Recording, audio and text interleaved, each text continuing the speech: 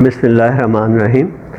ناظرین، آج ہم جس موضوع پہ بات کریں گے وہ یہ ہے کہ کیا مسلم امہ کی عمر کے بارے میں کوئی ایسی احادیث ہیں جس کے ساتھ ہم یہ تعین کر سکیں کہ قیامت کب آئے گی، کیونکہ یہ امت آخری امت ہے۔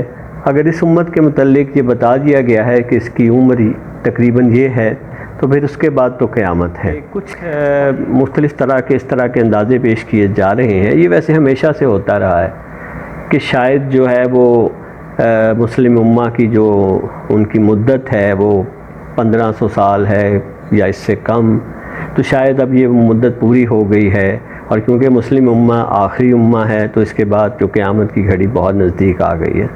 دیکھیں، پہلی بات تو میں یہ بتا دوں، واضح کر دوں کہ حضور صلی اللہ علیہ وسلم اپنے زمانے کو قرب قیامت کا زمانہ ہی کہتے ہیں، یعنی کہ یہ جو زمانہ ہے، اگر ہم دنیا کی زمانوں کی تقسیم کر دیں تو یہ آخری زمانہ سمجھا جاتا ہے۔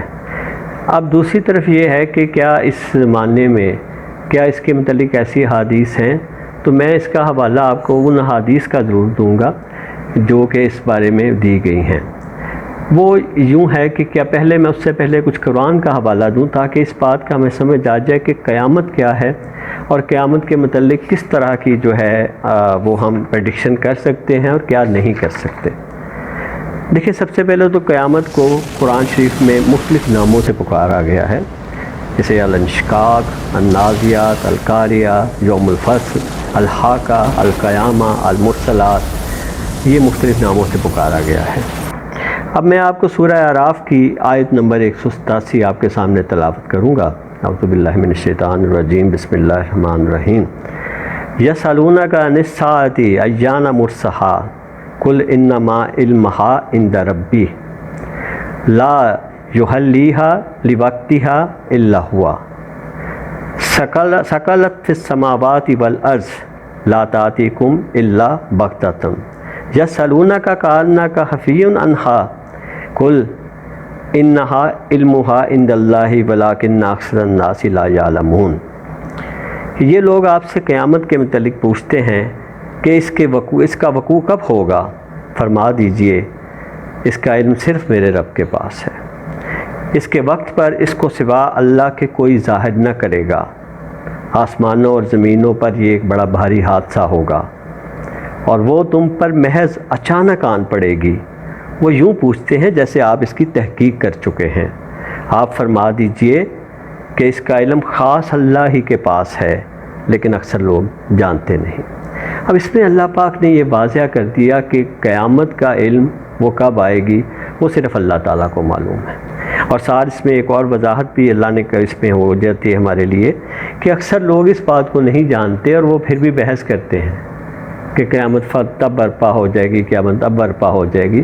گویا اللہ پاک نے اس کے متعلق کہہ دیا کہ اس کا علم تمہیں نہیں ہے۔ دوسری بات، قیامت کس طرح ہوگی؟ بعض اوقات ہمارے سمجھا جاتا ہے کہ قیامت ہوگی، دنیا کے کچھ ایسے شاید سمندر نکلیں گے، کہیں بتایا جاتا ہے زمین پر ایسٹرائیڈ آ کے ٹکرائے گا، کہیں کچھ۔ تو اس کے متعلق بھی میں آپ کو بتا دوں کہ وہ قیامت کا جو منظر اللہ پاک اس کا باندھتے ہیں کہ یومن نطوی السماء کطی السجیل القطب، اللہ پاک فرماتے ہیں کہ جس دن ہم آسمان کو یوں لپیٹ دیں گے جیسے تمار میں اوراق لپیٹ دیے جاتے ہیں۔ اور اسی طرح پھر اللہ پاک اس میں فرماتے ہیں کہ وما قدر اللہ حق قدرہ والارض جمیعا قبضۃ یوم القیامۃ والسماوات مطویات بیمینہ سبحانہ وتعالی عما یشرکون۔ اور ان لوگوں نے اللہ کی ویسے قدر نہیں کی جیسے کرنی چاہیے تھی۔ ساری زمین اس کی مٹھی میں ہوگی اور تمام آسمان اس کے داہنے ہاتھ میں لپیٹے ہوئے ہوں گے۔